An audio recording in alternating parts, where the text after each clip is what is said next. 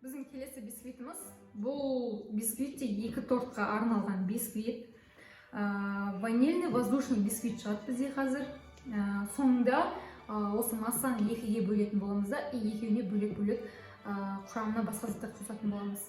Қазір бізде енді ванильный бисквитті жасау үшін қандай заттар қажет?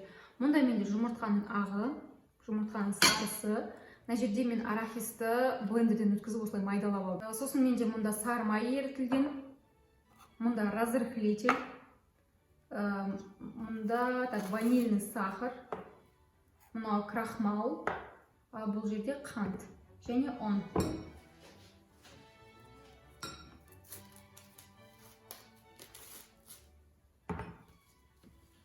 Енді бізде бисквит көтеріліп әдемі шығу үшін біз қалай жасаймыз? Алдымен жұмыртқаның ағын, мен қазір комбайнның ыдысына құямын.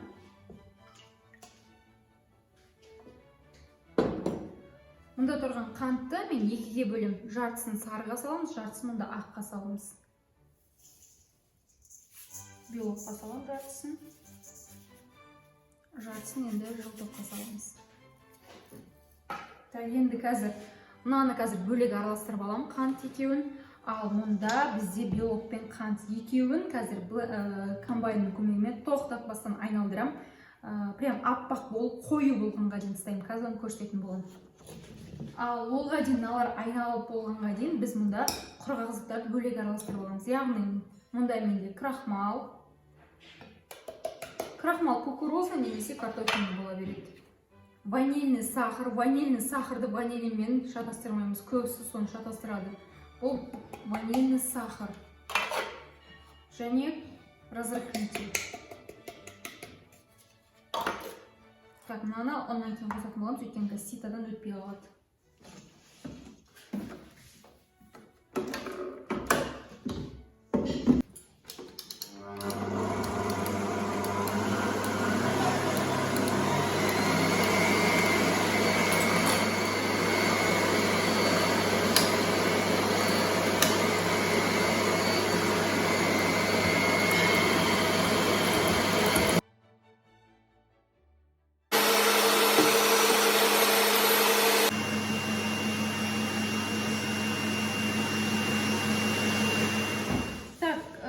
Жұмыртқаның ағы менен қант осылай араласып болды, міне қою болып шықты, осындай болу қажет.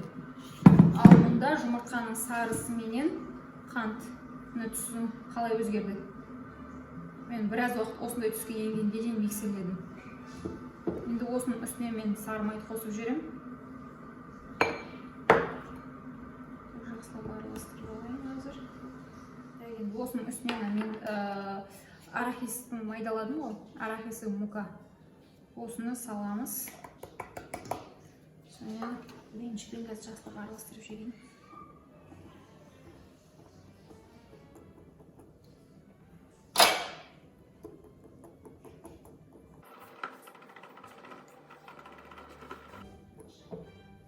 Араласып кетті. Енді осы жерге салатын боламыз. Қазір бірінші жартысын салам да араластырып алам.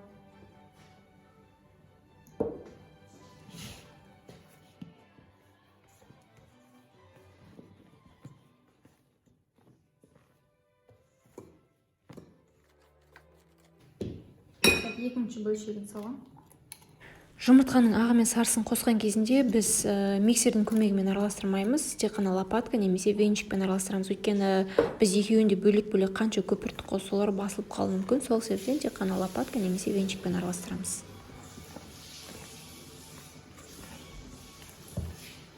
Енді онды сетадан өткізіп кетіп саламын, құрғақ заттарымызды.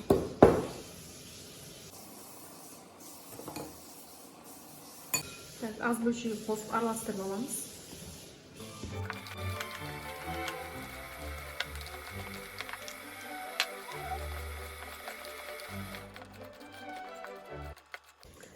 Енді осы дайын болған қамырды мен қазір ровно екіге бөліп алам. Басқа ыдысқа салып екіге бөліп алам.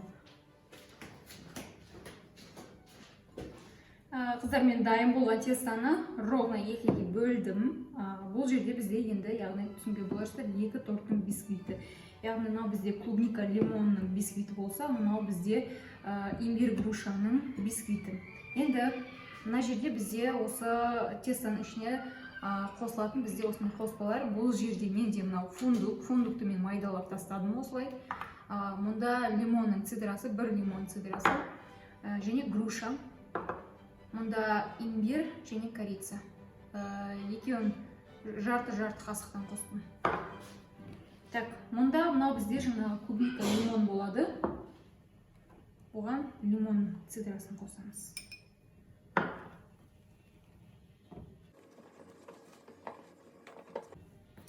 Ал мұнда біз фундукты қосамыз, корица мен имбирьді қосамыз, және груша.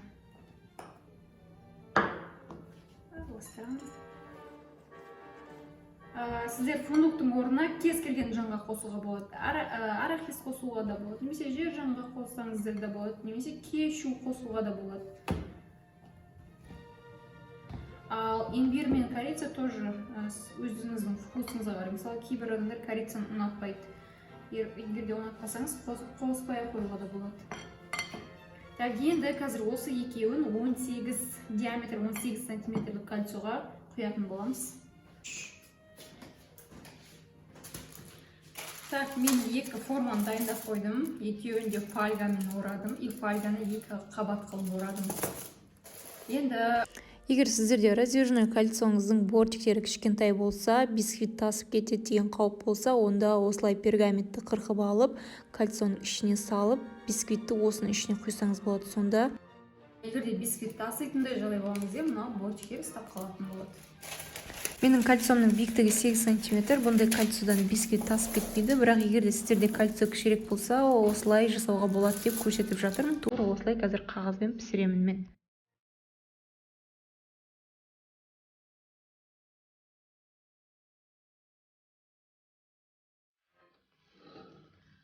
Енді қазір менде печка 160 градуста қызып тұр. 160 градуста қызып тұрған печкаға біз 1 сағатқа қоямыз. 1 сағаттан кейін шпажка тығып тексереміз.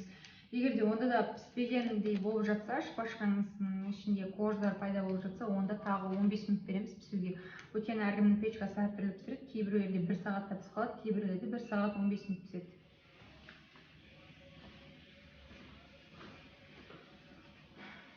Қыздар, біздің қождар осылай пісіп шықты. Мен пищевой пленкаға орап тастадым, сонымен холодильникке салып қойдым. Холодильникте менде 2 сағаттай тұрды. Енді қазір осы әр қожды мен 3-ке бөлетін боламын. Мысалы, менде мынау бір торттың қожы болады, мынау тағы басқа торттың қождары. Әрқайсысын 3-ке бөліп, қазір 6 қож шығарамын. Так, басын кейінірек кесіп тастаймын. Басын кішкене тегістеп алайын.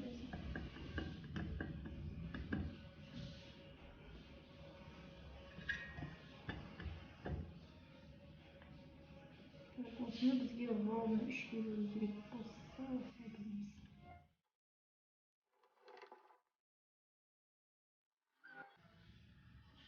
Так, мына жерде міне грушалар көрініп тұр, арасында фундуктар.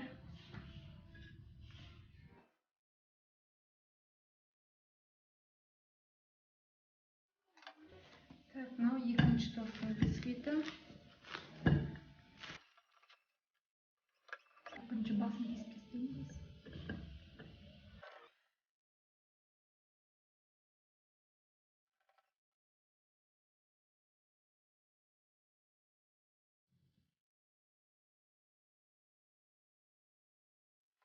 Мен қазір пропитка жасаймын.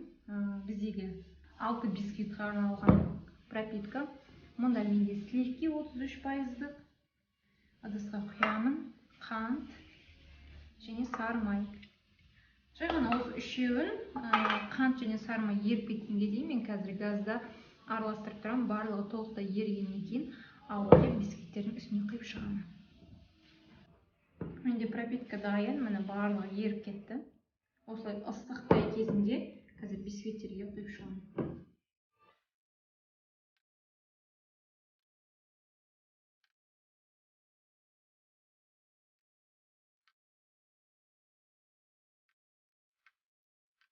Қазір енді тортты құрастырып бастаймын. Бірінші осыдан бастаймын. Қазір груша карамельден оған дейін қазір барлық бисквитті мен 10 минутқа морозилкаға қойып аламын. Өйткені қазір немен пропиткамен маған құрастыру кішкене ыңғайсыз болады. Сол үшін пропитканы кішкене қатырамын да солай құрастырып тастаймын. Так, мен қазір біздің тортымыздың ішіне компоте жасайтын боламын. Бұл жерде компоте неден жасалынады? Грушадан жасалынады. Менде мұнда грушаның пюресі. Бұл пюрені қалай жасадым? Мен грушаны бірінші қантпенен қосып қайнаттым да, сосын блендерден өткізіп жібердім. Сонда осындай пюресі шықты. Жасау қиын емес, просто бір қайнатып аласыздар да, сөйтіп блендермен өткізіп жібересіздер. Мұнда грушаны мен кубиктеп турадым. Желатинный су және қант. Так, на грушаның пюресін саламын ыдысқа.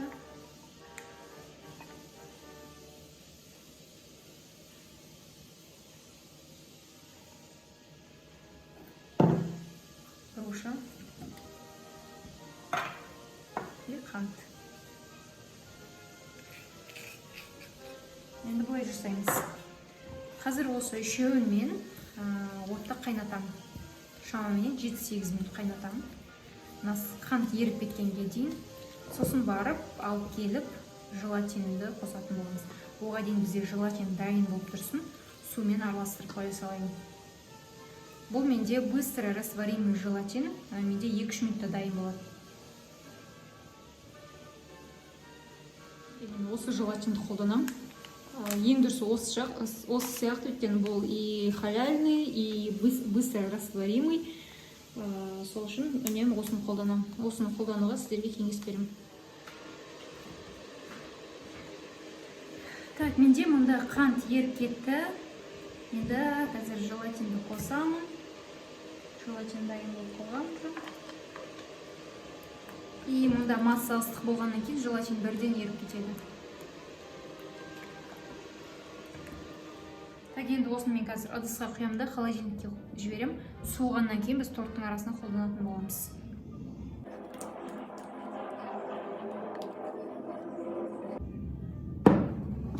Міне осымен бізде компоте дайын. Қазір холодильникте тұрып кішкене қатаяды, сосын барып торттың ортасына қоса береміз. Қазір енді торттың кремін жасаймын.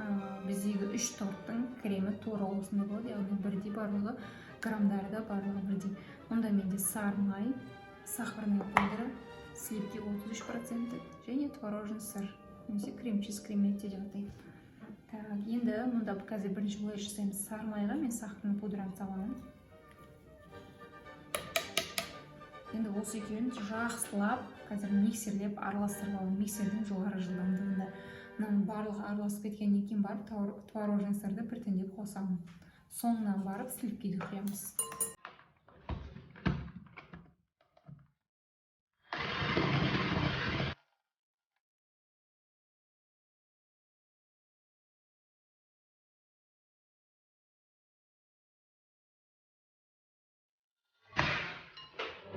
Так, сахарный пудра мен сары май араласты. Енді творожный сырдың жартысын қосамын. 3-тен 1 бөлім. 3 бөлікке бөліп тұрып біртіндеп қосамыз.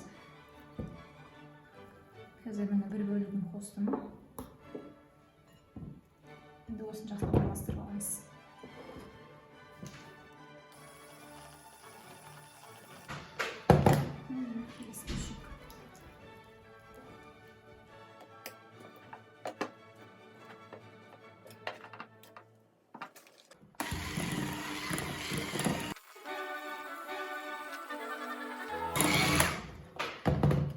Соңғы бөлшегін қосамын.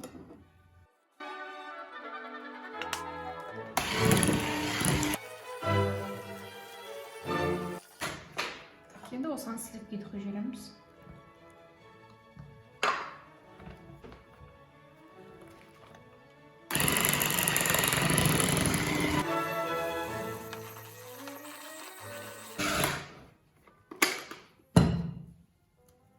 Осымен бізде крем дайын. Енді қазір тортты құрастыруға кірісеміз.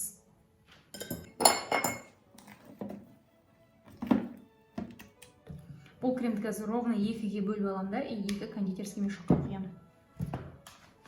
Так, енді тортты құрастырып бастаймыз. Мен астына бір кожды салдым, кальцияны жақсылап енгіздім. Енді былай жасаймыз. Мұнда менде компоты дайын.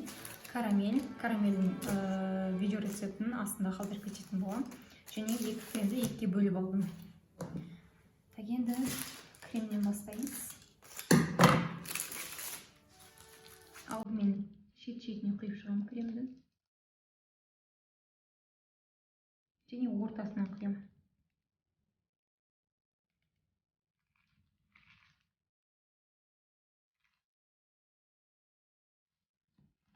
Егер көрінбей жатқан болса, осылай құйдым. Қазір осының мына шеттеріне біз компота мен карамельді құямыз.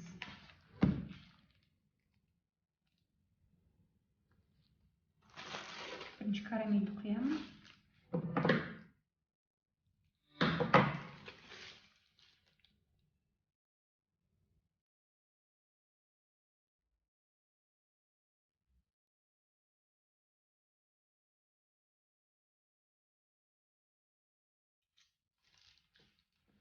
Так, мына карамельді құйып шықтым. Енді осының үстінен қазір компотаны саламын. Так, үстінен компотаны құйып шығамыз.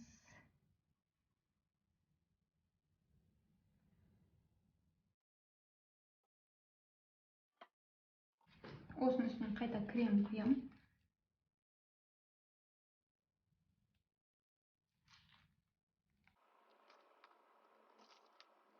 Так, мастихинмен кішкене тегістеп жіберемін.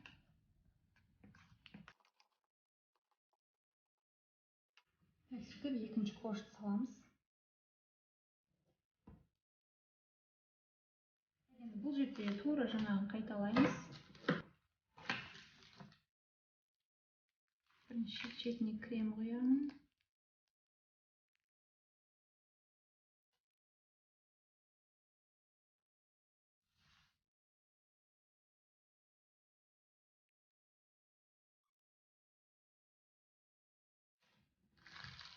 Карамель құямыз.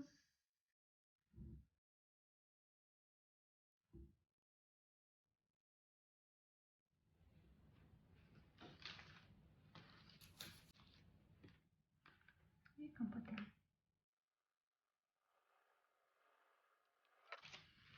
Үстінен креммен жабамыз.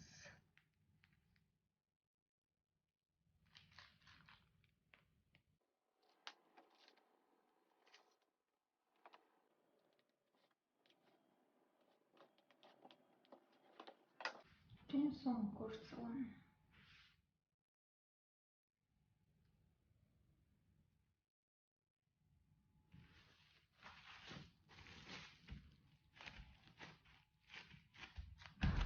Бұл тортымызды да пищевой пленкамен орап, холодильникке жібереміз. 4-5 сағат холодильникте тұрады, сосын барып сыртына обтяжкасын жасайтын боламыз.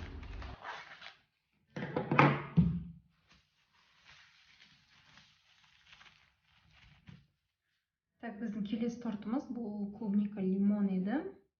Так, енді клубника лимон тортымызды құрастырайық. Бізде мұнда крем дайын, екіге бөліп алдым. Және клубниканы мен осылай бөлшектеп тастадым. Креммен араластырып құятын боламыз.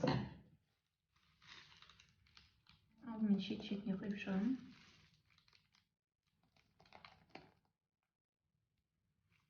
Және ортасына. Сол жерге клубниканы салып шығамын.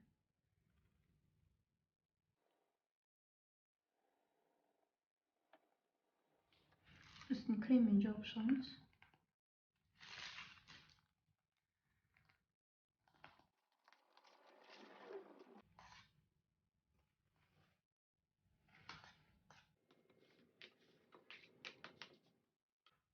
Келесі қошты саламын.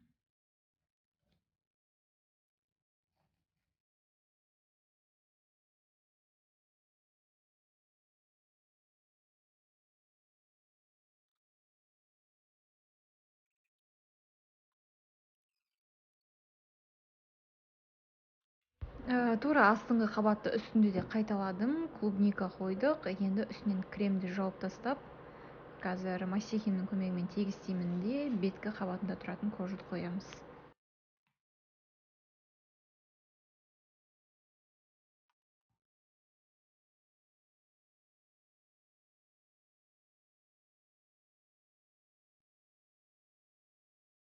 пищевой пленкамен ораймын да 4-5 сағатқа холодильникке қоямыз, сосын барып 4-5 сағаттан кейін барып сыртындағы оформлениесін жасаймыз.